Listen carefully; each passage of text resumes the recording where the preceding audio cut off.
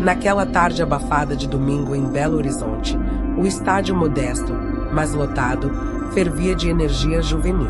Era um torneio sub-20, nada comparado às grandes competições internacionais, mas para aqueles garotos cada chute, cada passe, cada olhar da torcida tinha peso de final de Copa do Mundo. João Mendes, de apenas 17 anos, carregava nas pernas não só a esperança do seu time, mas também o sobrenome que fazia qualquer câmera se virar. Filho de Ronaldinho Gaúcho, o bruxo do futebol, o homem que um dia encantou o mundo com seu sorriso largo e sua arte com a bola. João não pedia comparações, mas elas vinham naturalmente. Desde o aquecimento, repórteres disputavam espaço para captar qualquer gesto dele. O jogo começou intenso. A equipe adversária, conhecida pela disciplina tática, marcava forte, não dava espaços. Mas João parecia inspirado. Logo no início, recebeu um passe em profundidade, girou sobre o zagueiro e bateu de esquerda. Gol. O estádio vibrou como se fosse um título.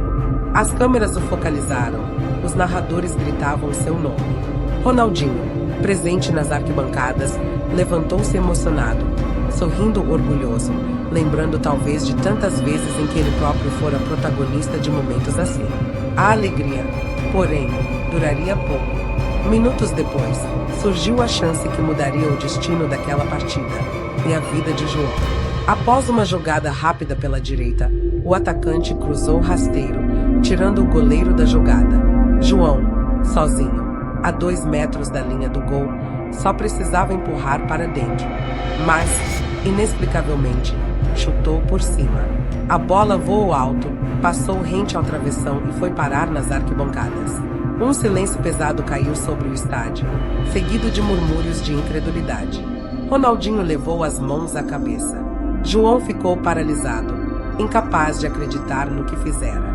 Jogadores adversários se olharam, alguns até riram, e a torcida começou a vaiar. A partida seguiu, mas a confiança da equipe de João parecia quebrada. O adversário cresceu e, em 2 contra-ataques rápidos, virou o placar. Quando o árbitro apitou o fim, o time de João saiu cabisbaixo, derrotado. Porém, a verdadeira tempestade ainda estava por vir. Na saída do estádio, jornalistas já cercavam João. Você errou de propósito. Foi combinado. Quanto pagaram pelo lance? As perguntas eram agressivas, cortantes. No calor do momento, um vídeo começou a circular nas redes sociais. O lance perdido, repetido em câmera lenta, com legendas insinuando falha proposital. Hashtags como hashtag João Vendido e hashtag Filho do Bruxo Vendido dominaram o Twitter em questão de horas. No início da noite, programas esportivos já tratavam o assunto como escândalo. Comentaristas diziam que ninguém poderia perder um gol daqueles sem querer. Ex-jogadores mais ácidos chegaram a afirmar que João havia envergonhado o legado do pai. A suspeita de manipulação de resultado tomava força. Ronaldinho, em casa, assistia perplexo à enxurrada de acusações. O homem que um dia fez o mundo sorrir via agora o sorriso morrer em seus próprios lábios. Ele conhecia o filho, sabia do caráter dele, mas a pressão era sufocante. João, trancado no quarto, chorava silenciosamente, repetindo para si mesmo que não fizera nada de errado. Mas quem acreditaria? Quando as multidões decidem, a verdade costuma ficar em segundo plano. No dia seguinte, jornais estampavam manchetes: filho de Ronaldinho suspeito de arranjar placar. Alguns patrocinadores ameaçaram cortar apoio ao torneio. Dirigentes falavam em abrir investigação. A imagem de João, até então a de uma jovem promessa, estava manchada. Enquanto isso, em São Paulo, Kaká lia as notícias no café da manhã. Conhecido por sua postura séria e seu amor pela justiça, ficou incomodado com a rapidez com que todos condenavam o garoto. Ele não tinha contato próximo com João, mas conhecia Ronaldinho, lembrava dos tempos de seleção, das conquistas juntos, do brilho que dividiam nos gramados. Ver agora o amigo sofrendo lhe trazia uma dor estranha, como se fosse algo pessoal. Por curiosidade, Kaká procurou o vídeo do lance. Assistiu várias vezes. Realmente parecia um erro grotesco, quase inacreditável. Mas havia algo ali que chamava sua atenção. Na fração de segundo antes do chute, um dos zagueiros parecia segurar discretamente a camisa de João. O ângulo principal não mostrava claramente, mas em uma filmagem feita por celular da arquibancada, que circulava menos, dava para ver o movimento. Kaká franziu a testa. Será que estão escondendo alguma coisa? Pensou. Não queria acreditar em teorias da conspiração, mas seu instinto lhe dizia que aquela história não estava completa. Decidiu então assistir ao jogo inteiro. Conseguiu o arquivo completo pela internet. Notou outros detalhes estranhos, faltas não marcadas, lances suspeitos de desatenção de jogadores adversários e principalmente a forma como a narrativa da imprensa se concentrou exclusivamente no erro de João, ignorando todo o restante. Enquanto isso, Ronaldinho tentava consolar o filho. Filho, você não precisa provar nada para o mundo. Eu acredito em você. Mas João, envergonhado, respondeu: Pai, nunca mais quero pisar num campo. Eles me odeiam. O coração de Ronaldinho se despedaçou. O homem que um dia encantara multidões com sua alegria via o filho perder o gosto pelo futebol por causa de uma mentira cruel. Na mesma noite, Kaká pegou o telefone. Pensou em ligar para Ronaldinho, mas desistiu. Não queria dar falsas esperanças sem ter certeza de nada. Preferiu agir em silêncio. Começou a anotar nomes, buscar contatos, falar discretamente com pessoas ligadas ao torneio. Uma palavra surgiu mais de uma vez: empresários. Supostos agentes que tentavam recrutar jovens talentos oferecendo contratos obscuros. João teria recusado uma proposta há poucas semanas. Seria coincidência? O ex-camisa 22 sabia que estava entrando em um território perigoso. Manipulação de resultado não era brincadeira. Envolvia dinheiro, apostas, interesses sombrios. Mas sua consciência não permitia ficar parado enquanto via a injustiça esmagar um jovem inocente. Kaká, que sempre foi visto como exemplo de integridade, estava prestes a mergulhar em uma investigação solitária. Enquanto as luzes da cidade se apagavam, ele permanecia acordado, revendo vídeos, fazendo anotações. Sabia que cada detalhe poderia ser crucial. Do outro lado, Ronaldinho tentava em vão reconfortar o filho, mas o peso da opinião pública era esmagador. O sorriso do bruxo havia desaparecido, substituído por lágrimas silenciosas. Naquele momento, duas trajetórias se cruzavam sem que eles soubessem. A de um pai e um filho injustiçados, e a de um amigo que não suportava ver a verdade ser distorcida. O erro de João tinha se transformado numa ferida aberta no coração do futebol brasileiro. Mas para Kaká, aquela não era a história de um garoto vendido. Era o início de uma batalha pela justiça.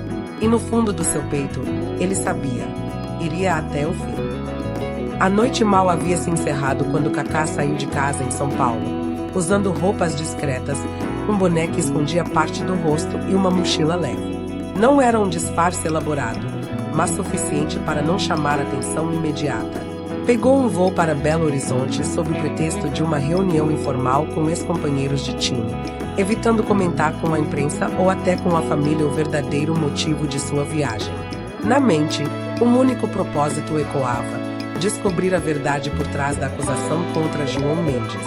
Ao chegar à cidade, dirigiu-se diretamente ao pequeno estádio onde ocorrerá a partida fatídica. O lugar estava vazio. Apenas alguns funcionários de manutenção varriam a arquibancada e recolhiam lixos deixados pela multidão. Kaká apresentou-se educadamente, dizendo ser amigo de alguns organizadores e pedindo acesso às câmeras de segurança para revisar certos detalhes técnicos. A fama ainda abria portas, ninguém ousaria negar um pedido de Kaká, lenda do futebol mundial. Na sala de controle, as telas exibiam gravações de ângulos que jamais haviam aparecido na televisão. Kaká pediu para rever o momento do gol perdido. Em uma das câmeras, posicionada no alto da arquibancada lateral, pôde ver claramente. Antes de João chutar, o zagueiro adversário esticou o braço e puxou discretamente sua camisa. O movimento foi rápido, quase invisível, mas suficiente para desequilibrá-lo. De repente, o erro grotesco parecia muito menos absurdo. Por que esse ângulo não foi mostrado à imprensa? Perguntou Kaká a si mesmo. Gravou as imagens em seu celular, discretamente, e agradeceu aos funcionários. Já tinha uma primeira pista. Havia uma manipulação narrativa, uma escolha deliberada de quais imagens divulgar. Em seguida, Kaká decidiu conversar com pessoas que estiveram em campo naquele dia. O primeiro foi um gandula, garoto de 15 anos chamado Vinícius, que se lembrava nitidamente da jogada. Eu vi. Sim, moço, disse o menino nervoso. O zagueiro puxou a camisa dele. Eu falei para um repórter, mas ele riu da minha cara. Disse que ninguém ia acreditar num garoto. Kaká colocou a mão no ombro do menino e o tranquilizou. Gravou o depoimento em áudio, prometendo que sua voz seria ouvida. O próximo passo foi encontrar alguns jogadores da própria equipe de João. Um deles, ainda abalado pela derrota, confidenciou. Na semana antes do jogo, um cara estranho me procurou. Falou de dinheiro fácil, se a gente desse uma forçadinha para perder. Eu não aceitei, claro, mas fiquei assustado. Depois soube que ele também procurou outros. Kaká sentiu o sangue ferver. Não era apenas um boato. Havia de fato uma rede tentando manipular resultados no futebol de base. Decidiu então seguir os rastros desses homens misteriosos. Usou contatos antigos do futebol, jornalistas confiáveis, até seguranças de clubes. Descobriu que havia uma empresa de empresários obscuros que rondava torneios de jovens talentos, oferecendo contratos tentadores. Quando rejeitados, partiam para a vingança. João Mendes havia recusado uma dessas propostas poucas semanas antes. A coincidência agora soava como prova. Enquanto Kaká se aprofundava, Ronaldinho e João viviam dias de inferno. Em sua casa no Rio, Ronaldinho mal atendia telefonemas. Antigos amigos sumiram, patrocinadores cortaram vínculos. João não saía do quarto, alimentando-se mal, os olhos vermelhos de tanto chorar. A cada nova notícia, a cada meme cruel nas redes, o peso aumentava. Ronaldinho tentava sorrir para animar o filho, mas seu olhar estava vazio. O homem que um dia representará a alegria agora era sombra de si mesmo. De volta à investigação, Kaká conseguiu marcar um encontro discreto com um jornalista investigativo chamado Marcelo, conhecido por não se curvar a pressões. Em uma cafeteria modesta, mostrou-lhe os vídeos alternativos e os depoimentos gravados. Marcelo arregalou os olhos. Isso é grave, Kaká, mas se eu publicar sem provas mais sólidas, posso ser processado. Precisamos de mais. Sabendo que não bastava apenas indícios, Kaká decidiu correr riscos maiores. Um ex-companheiro de seleção o colocou em contato com um jovem jogador que confessou ter cedido às pressões desses empresários em outra competição. O garoto, chorando, admitiu que receberá dinheiro para errar passes e provocar um pênalti. Eles ameaçaram minha família se eu não aceitasse. Eu não tive escolha. Kaká registrou cada palavra. Agora já não era apenas a defesa de João. Tratava-se de uma máfia que corroía as raízes do futebol brasileiro. Mas quanto mais avançava, mais perigo sentia. Uma noite, ao sair de um hotel, percebeu que estava sendo seguido por dois homens em um carro preto. Caminhou rápido, entrou em uma rua movimentada e conseguiu despistá-los.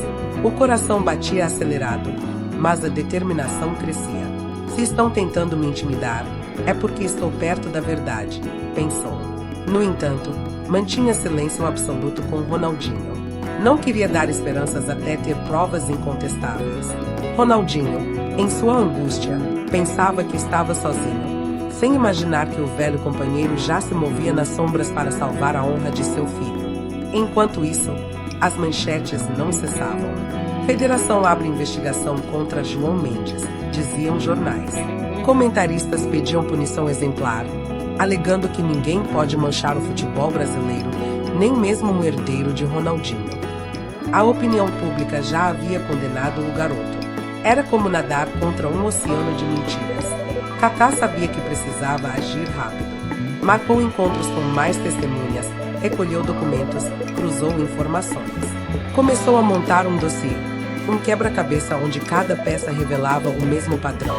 Ameaças, propostas indecentes, manipulação de vídeos e pressão sobre jovens. E no centro de tudo, a recusa de João em assinar com aquela empresa de empresários. A acusação de manipulação de resultado não passava de retaliação cruel. As noites eram longas.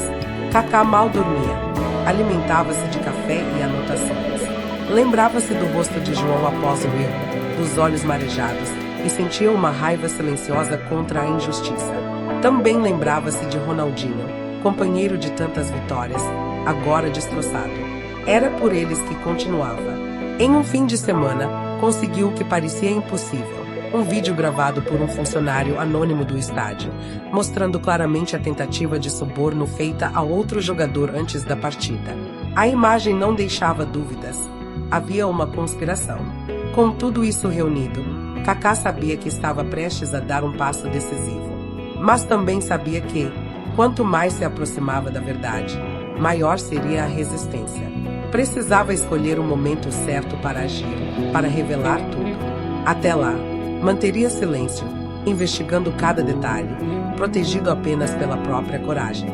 Na escuridão de seu quarto de hotel, olhando pelas janelas luzes de Belo Horizonte, Kaká refletiu. O mundo via João como culpado, Ronaldinho como um pai envergonhado, mas ele sabia que a verdade era outra, e jurou para si mesmo que não descansaria até provar. O futebol, que tantas vezes fora palco de alegria, estava sendo envenenado pela mentira. Mas havia ainda homens dispostos a lutar pela justiça. E naquela noite silenciosa, Kaká compreendeu que sua missão estava apenas começando. O sol nascia lentamente sobre Belo Horizonte, tingindo o céu de tons alaranjados, mas para Kaká a luz parecia distante. As últimas noites tinham sido passadas em claro, mergulhado em documentos, vídeos e conversas clandestinas. A cada página lida, a cada testemunho ouvido, a rede de mentiras se mostrava mais ampla e mais sombria. Já não era apenas sobre João Mendes. Era sobre todo um sistema que usava jovens como marionetes em nome do dinheiro. Sentado à mesa de um pequeno quarto de hotel, Kaká revisava anotações feitas à mão. Nomes de empresários, datas de reuniões, números de telefone, valores oferecidos como propina. O mosaico começava a fazer sentido.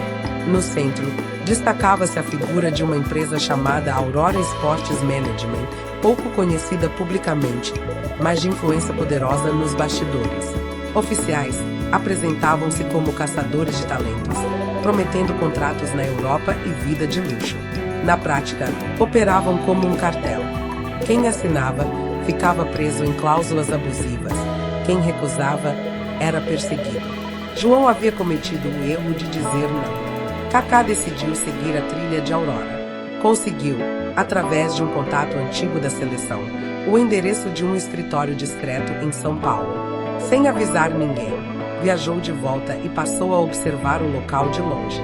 Homens de terno entravam e saíam em carros de luxo, sempre em silêncio, como se tivessem algo a esconder. Em um café próximo, Kaká puxou conversa com um ex-funcionário do prédio. Eles não gostam de publicidade, disse o homem, olhando para os lados. Já vi jovens chorando ali, depois de reuniões. Sempre saíam com papéis rasgados nas mãos. A cada informação, a indignação de Kaká crescia. Era como ver o futebol, sua paixão, sua vida, ser usado como moeda em um jogo sujo. Lembrou-se de quando era garoto em São Paulo, sonhando apenas em chutar a bola com alegria. Comparou com aqueles jovens agora, tratados como peças descartáveis. Enquanto isso, a situação de João se deteriorava. A federação oficial abriu processo disciplinar. Ronaldinho recebeu cartas de torcedores exigindo que o filho fosse banido. Nas ruas, grafites ofensivos apareciam com o rosto de João riscado. Ronaldinho mal conseguia sair de casa sem ouvir insultos. Tentava proteger o filho, mas dentro de si sentia a impotência corroer cada fibra. Kaká, em uma noite chuvosa, recebeu um telefonema inesperado. Uma voz anônima, masculina, sussurrou: "Se você continuar, vai se arrepender. Esqueça esse garoto. Ele não vale o risco." Antes que pudesse responder, a ligação caiu. O coração disparou, mas a raiva também. Agora tinha certeza, estava no caminho certo. Determinou-se a conseguir novas entrevistas. Voltou a Belo Horizonte e procurou novamente indícios. O gandula que vira o puxão de camisa. Pediu que descrevesse em detalhes o que via. Gravou tudo em vídeo, garantindo que a identidade do menino seria protegida. Depois encontrou um jogador adversário, disposto a falar desde que seu nome não fosse revelado. O garoto confessou. Ofereceram dinheiro para que João fosse acusado. Queriam destruir a imagem dele, mostrar que ninguém recusa Aurora sem pagar. Suas mãos tremiam ao falar, mas suas palavras eram claras. Kaká reuniu esses depoimentos com as imagens de câmera que havia conseguido. Já era muito, mas ainda precisava de algo mais sólido. Foi então que Marcelo, o jornalista investigativo, trouxe novidade. Conseguiu um contato dentro da Aurora. Ele tem documentos, contratos, comprovantes de transferências, até mensagens. Kaká arregalou os olhos. Se fosse verdade, seria a peça final do quebra-cabeça. Marcaram um encontro com o contato em um estacionamento subterrâneo. Um homem magro, de capuz, entregou a Kaká um pendrive. Não tenho muito tempo. Se souberem que falei, estou acabado. Kaká agradeceu. Guardou o objeto como se fosse ouro. No hotel, abriu os arquivos e viu uma série de contratos e e-mails. Havia mensagens explícitas. Se o garoto não assinar, vamos acabar com ele. Havia também transferências bancárias para jogadores e até jornalistas, confirmando a manipulação de narrativas. Ao ler aquelas palavras, Kaká sentiu um misto de nojo e alívio. Nojo por ver o quanto o futebol estava corrompido. Alívio por finalmente ter a prova de que João era inocente. Mas o peso da responsabilidade aumentava. Sabia que não poderia simplesmente divulgar aquilo sem estratégia. Se falhasse, seria desacreditado e ainda colocaria Ronaldinho e João em perigo. Precisava montar um dossiê sólido, incontestável. Passou dias organizando documentos, legendando vídeos, catalogando testemunhos. Criou uma linha do tempo que mostrava, passo a passo, como Aurora tentará cooptar João, como ele recusará e como, em seguida, o escândalo fora fabricado. Nesse meio tempo, Ronaldinho chegava ao limite. Uma noite, sentado na varanda de casa, olhava para o céu e desabafava com João. Filho, às vezes penso que errei em te deixar seguir esse caminho. O futebol me deu tudo, mas também me tirou muito. Não quero que você sofra como estou vendo agora. João, com lágrimas nos olhos, respondeu. Pai, eu não fiz nada errado, mas eles não acreditam em mim. Talvez seja melhor eu desistir. Ronaldinho abraçou o filho, sentindo a dor de uma injustiça que não sabia como reverter. Se soubessem que, naquele exato momento, Kaká estava lutando por eles, talvez sentissem esperança. Mas ele escolheu o silêncio.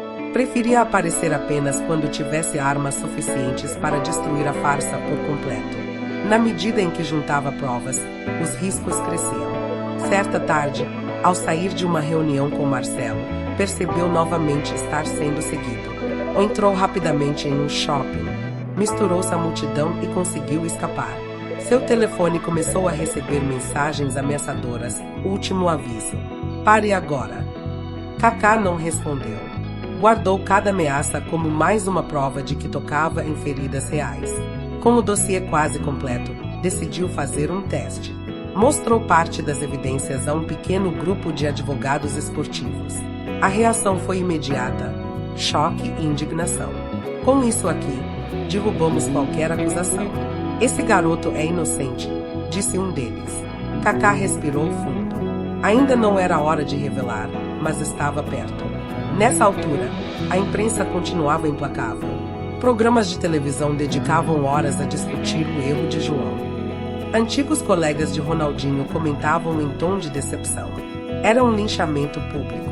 João raramente saía do quarto, passava horas olhando para o teto, pensando se teria coragem de voltar a jogar algum dia.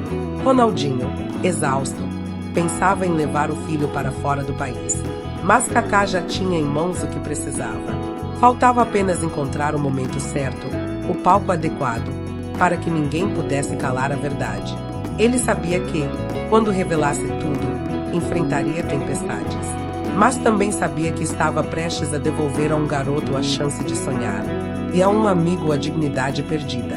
Na última noite antes da revelação, sentado sozinho no hotel, Kaká olhou para os papéis espalhados pela mesa. Fotos, e-mails, vídeos, contratos.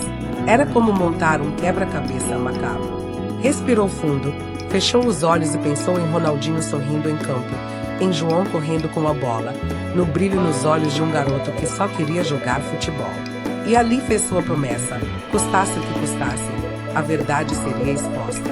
A batalha estava chegando ao fim, mas o confronto final ainda seria travado. O dia da decisão amanheceu com nuvens pesadas sobre Belo Horizonte, como se o próprio céu carregasse o peso da expectativa. Kaká acordou cedo, ainda no hotel, e passou os olhos pela pasta que guardava com tanto zelo. Ali dentro estava o dossiê completo, depoimentos, vídeos, documentos, mensagens.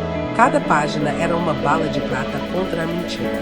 Respirou fundo, fechou os olhos por alguns segundos e pediu força a Deus. Sabia que não era apenas uma questão esportiva.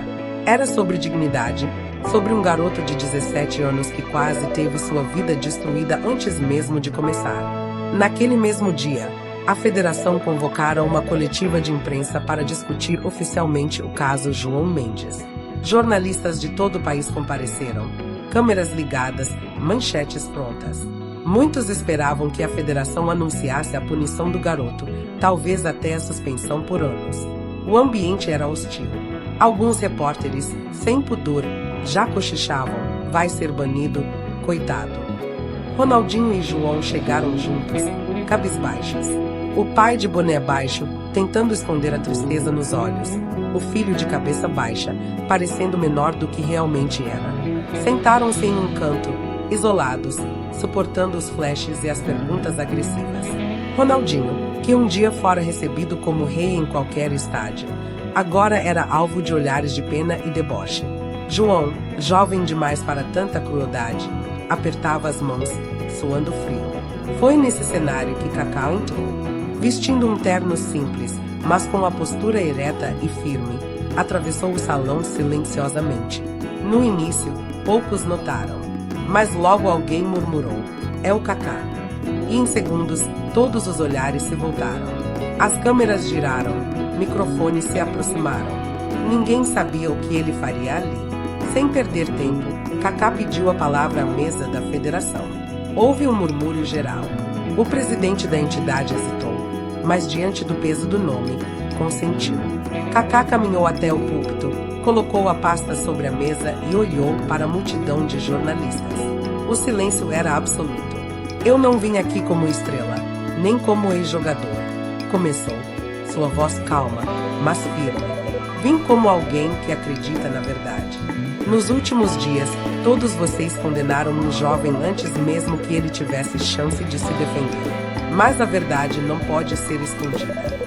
Abriu a pasta e começou a exibir documentos em um telão.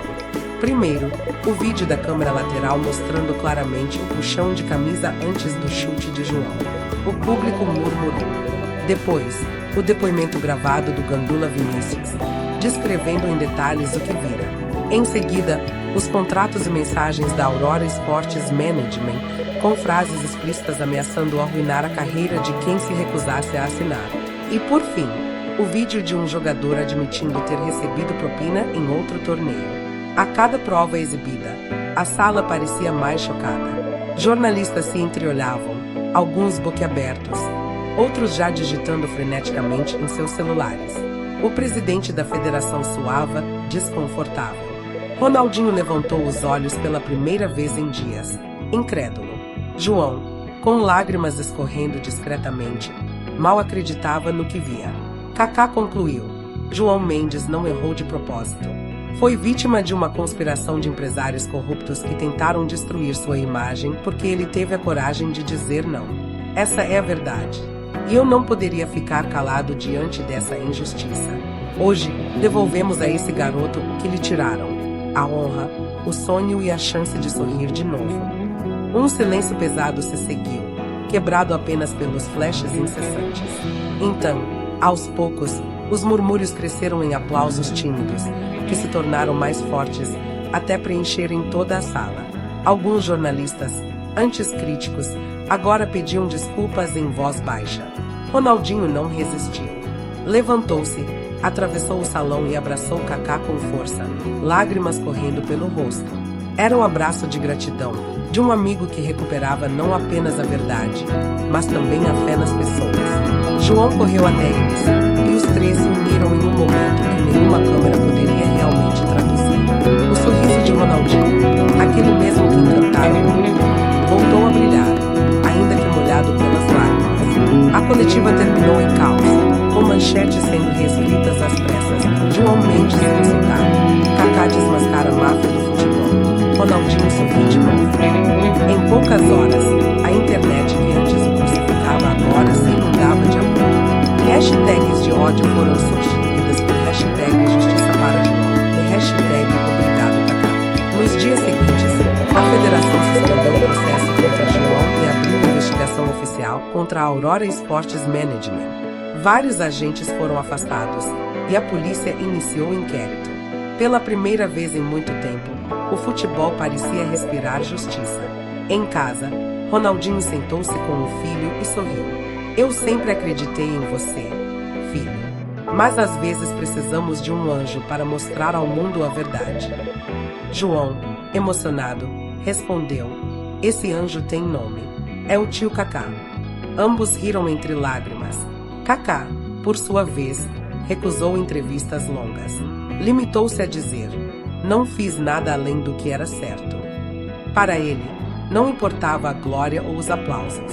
Importava o sorriso de Ronaldinho recuperado, a esperança de João renascida e a certeza de que o futebol ainda podia ser puro. Na semana seguinte, João voltou a treinar. A cada toque na bola, parecia mais leve, mais confiante. Os companheiros o receberam com abraços, e até torcedores que antes o vaiavam agora gritavam seu nome. O garoto havia renascido. Ronaldinho, das arquibancadas, assistia e sorria. Um sorriso que atravessava a dor, que mostrava que, mesmo após tantas quedas, a alegria ainda era possível. E lá estava Kaká, discretamente encostado na grade, observando em silêncio, sabendo que havia cumprido sua missão. O futebol brasileiro, tantas vezes marcado por escândalos, naquela tarde testemunhou algo raro: a vitória da verdade sobre a mentira, da justiça sobre a corrupção. E tudo porque um homem decidiu não se calar. No fim do treino, João correu até Kaká, ainda suado, e o abraçou. Obrigado. Você me salvou. Kaká sorriu de volta, simples, como sempre foi. Não, João. Você se salvou ao não ceder. Eu só mostrei ao mundo quem você realmente é. E assim, sob o céu que agora se abria em azul, com Ronaldinho sorrindo nas arquibancadas e João correndo livre no gramado, o ciclo se fechava. A ferida aberta pelo gol perdido cicatrizava, transformando-se não em lembrança amarga, mas em símbolo de resistência. O futebol, afinal, sempre foi mais do que gols e vitórias. É sobre coragem, verdade, acima de tudo, esperança. E naquela história, escrita entre lágrimas e abraços, o sorriso de Ronaldinho e a integridade de Kaká se tornaram eternos.